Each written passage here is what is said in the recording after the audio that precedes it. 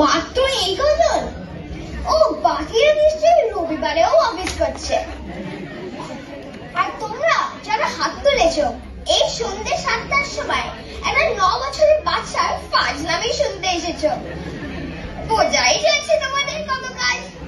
তোমাদেরকে দেখে আমি বড় হয়ে ইঞ্জিনিয়ার বা কনসালটেন্ট হতে চাই না, হয়তো বেশি কাজ নয়তো খই ভাজ। আমার মার বাবা আমাকে ইউকেলেলে শেখাচ্ছে, মনে হয় ওরা চায় আমি যখন বড় হই আমি নন্দী সিস্টার্সের মতো হই। তা মা বাবা হাতে ইউকেলেলে তো দিলে পাশে সিস্টারটাকে দেবে। তাই আমি নিজে ভেবে চিন্তে ঠিক করেছি যে আমি বড় হয়ে ওয়ার্ল্ড ট্রাভেলার হব, যেখানে তোমরা বলবে হলিডে ইজ ডিউটি, আমি বলবো ডিউটি ইজ হলিডে। যেখানে আমার শুধু ডিউটি হলো প্যারিস আইসক্রিম, ব্রাসেলসে চকলেট আর আমস্টারডামে চিজ টেস্ট করা, একমাত্র মিশন ক্যালোরিজ কালেক্ট করা, একমাত্র ইউনিফর্ম সানগ্লাস এন্ড স্নিকার্স, একমাত্র স্কিলস গুগল ম্যাপস এ নিয়মি সার্চ। এক্সাইটিং তাই না? কিন্তু জাস্ট ট্রাভেলার হয়ে সারা বছর একলা বেড়ানো একটু বোরিং হতে পারে। তাই আমি আমার মা বাবাকেও নিয়ে যেতে চাই, not just for company but for entertainment. No deadlines, only deadlines. I love their typical Bangali comments on everything. ওদের কমেন্ট্রির একটা আলাদাই genre. Same dialogue, different emotion. যেমন ধরো মা অ্যানে ফ্র্যাঙ্ক হাউস দেখে দুঃখে বলেছিল, উফ যাচ্ছে তাই কান্না।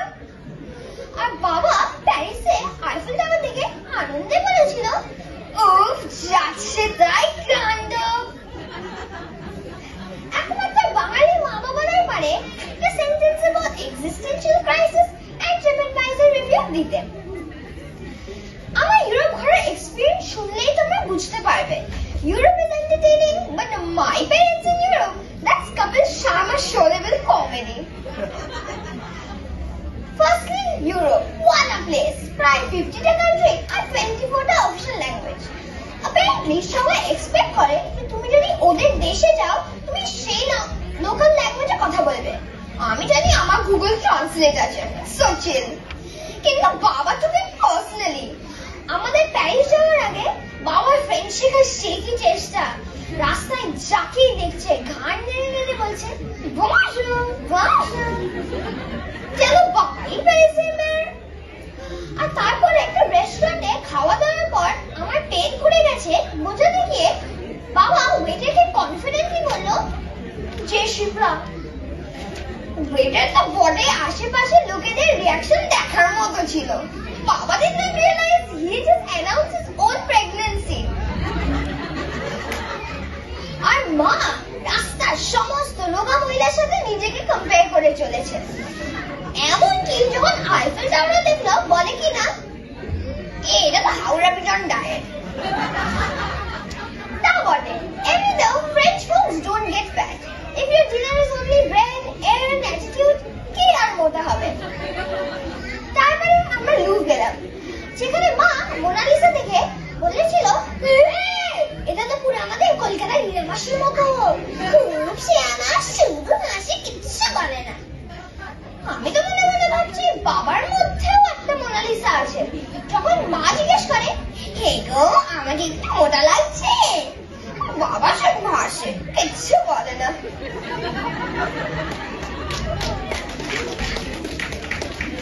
এবার চলো লন্ডন যাওয়া যাক, the city that's basically just fog with good manners. Look left, it's raining. Look right, also raining. If you don't like rain, please go underground. That's why they invented the tube. একবার আমার বাবা Piccadilly লাইনের প্ল্যাটফর্মে অপেক্ষা করতে করতে জোরে হেঁচে দিয়েছিল। পাশে দাঁড়ানো একটা ব্রিটিশ জেন্টলম্যান সঙ্গে সঙ্গে বলল, Oh, I'm terribly sorry. বাবা তো অবাক হয়ে আমাকে জিজ্ঞেস করলো, হাঁচলাম তো আমি, উনি সরি বলছেন কেন? বাবা, welcome to Britain, where people apologize for things they didn't do. It's a national sport. Piccadilly tube চড়ে গেলাম আমরা বাকিংহাম প্যালেস। তখনও কুইন বেঁচে ছিল। আমার মা তো রয়্যাল গার্ডদের দেখে খুব হাত নাড়ালো, কিন্তু ওরা নড়লো না, চোখে পাতাও ফেললো না। যেমন আমার মা হরর মুভি দেখে, expressionless, emotionless, but deeply judgmental.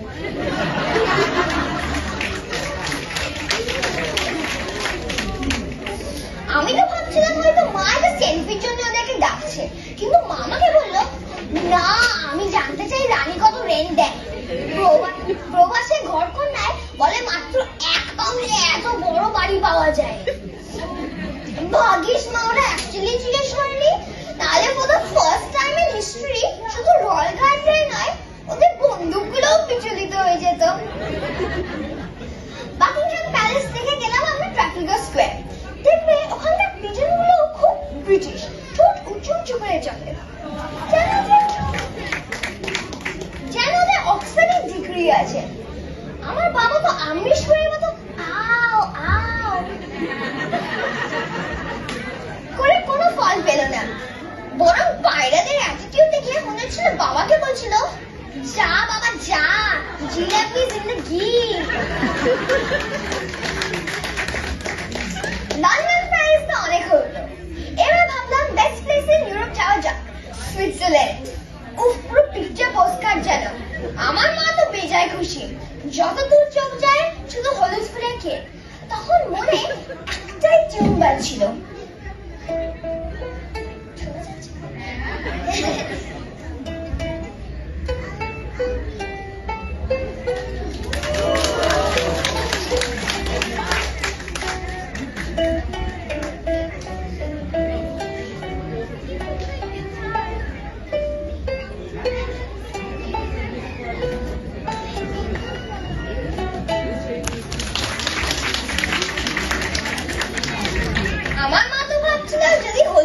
সরিয়ে শাহরুখ খান বেরিয়ে আসে, কিন্তু আনফর্চুনেটলি আমার বাবা বেরিয়ে এলো।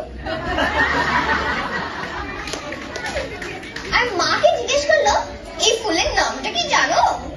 মা বলল, কি আর হবে, কোনো এক্সোটিক অ্যালপাইন ফ্লাওয়ার। মা বলল, রেপসি ফ্লাওয়ার্স, ভালো তেল বেরোয়। মানে যেখানে আমার মা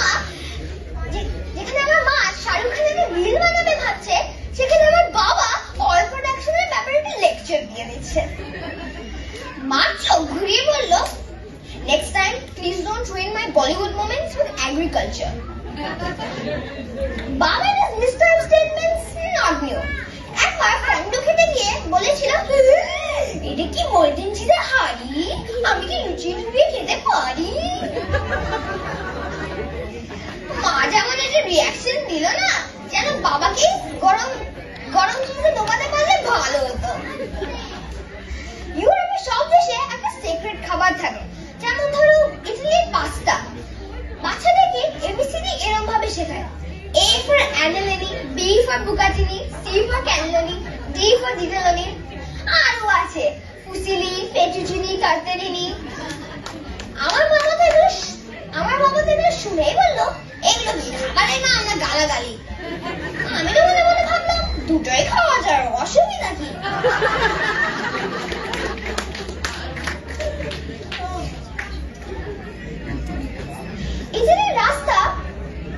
ইটালির পাস্তা আর রাস্তার মধ্যে অনেক মিল আছে, দুটোই তোমার ন্যাভিগেশন স্কিলের পরীক্ষা নেবে। রোমের রাস্তা তো পুরো real life Mario Kart without the checkpoints. বাদিকে গেলে ভেসপা স্কুটির সাথে ধাক্কা, ডান দিকে গেলে ফিয়াট গাড়ি, আর সোজা হাঁটলে অন্য টুরিস্টের সঙ্গে। আর এর মধ্যেও টুরিস্টরা মাঝ রাস্তায় দাঁড়িয়ে ওয়েভ ও স্কুটারের ব্যাকগ্রাউন্ডে ছবি তুলতে দাঁড়ায়, যেন কোনো থ্রিলার ক্রাইম সিন শুটিং হচ্ছে। নাম ভেসপা ভেন্ডেটা। কি সম্মানটি, এটা তোমার ক্রাইম সিরিজ চ্যানেলে নেক্সট দেবে নাকি?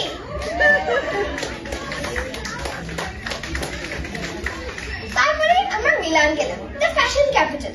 আমার মা তো চোখ বড় বড় করে বলছে, ও Prada, Gucci, Versace, that's fashion, it's called sensibility. আমার বাবা তো অবশ্যই জিনিসগুলো বোঝে না, সো বললো, তোমার কলকাতার দিনামাসি was 190 day night for 10 years, that's also fashion, it's called durability. অবশ্য ডিফারেন্স ইন অপিনিয়ন সবসময় হয় না বাবা মার।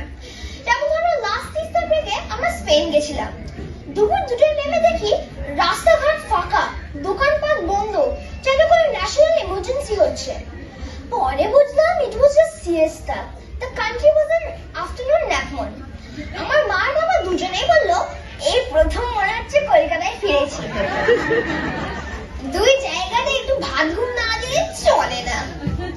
আর এইদিকে আমি যদি দুপুরবেলা একটু ঝিমোলাই তাহলে মা আমাকে রেডি করে টেনে এসে অঙ্ক করতে বসিয়ে দেয়, যেন আমি ঘুমালে মাকে ট্যাক্স দিতে হবে। তারপরে ডিনারে আমরা সিফুড পায়েলা খেতে গেলাম। মা তো আঙুল চেটে পুটে খাচ্ছে, আর বাবা বলল এটা না পুরো মাছের ঝোল ভাত, তুমি দাও তো ঝোল। আর মা একটা লবস্টারের উপরে একটা কামড় দিয়ে বলল হ্যাঁ তুমি একটা husband without the sense, just nonsense. আমার মা আর বাবা ঝগড়া আমাদের আমস্টারডামেও বাড়িতেও লেগে থাকে। এই স্ক্রিপ্টটা ওরা দুজনে মিলে লিখেছে, মানে বুঝতে পারছো গত 1 মাস ধরে আমাদের জানলায় কোনো সিগার বসতে পারেনি।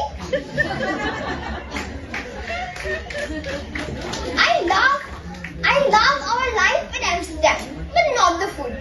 এখানকার খাবার এত ব্ল্যান্ড যে মা ঢেঁড়স সিদ্ধ মিশেলিন স্টার মনে হয়। আর পুজোর সময় কলকাতার খাবার আর একটু বেশি মিস করি। আমিও শিওর তোমাদের মনে কলকাতায় পড়ে আছে। After all, wherever you go, puja follows, just like that friend. After a spell of rain. যাই হোক, আজকে কলকাতায় ষষ্ঠী, সবে পুজো শুরু হচ্ছে। আমরা না হয় সেই ভাইবটা একটু রিক্রিয়েট করি। আমার সাথে গাইবে নাকি?